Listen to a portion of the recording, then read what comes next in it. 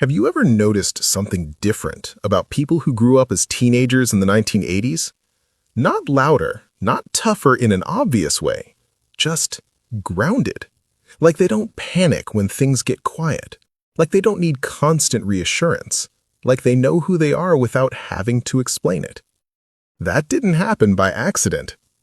See, being a teenager in the 80s didn't just shape your memories, it wired your nervous system. And once you see it, you can't unsee it. You grew up in a world that didn't hover over you. No GPS, no read receipts, no one checking if you made it home safe every 20 minutes. You left the house and your parents just said, "Be back before dark." And somehow, you figured it out. That freedom wasn't just fun. It taught your brain something powerful early on. You're responsible for yourself. You were a latchkey kid. You came home to an empty house. You made your own snack. You figured out your own boredom. Nobody rushed in to entertain you. And boredom back then wasn't a crisis. It was normal. You stared at the ceiling. You laid on the floor listening to the same cassette on repeat. You flipped channels until nothing was on and just sat there.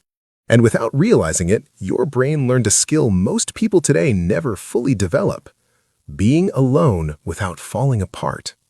That's why people from that era can sit in silence, drive without blasting something, eat a meal without checking their phone every 30 seconds. Their mind doesn't freak out when stimulation drops. Now let's talk about social life, because here's where it gets wild.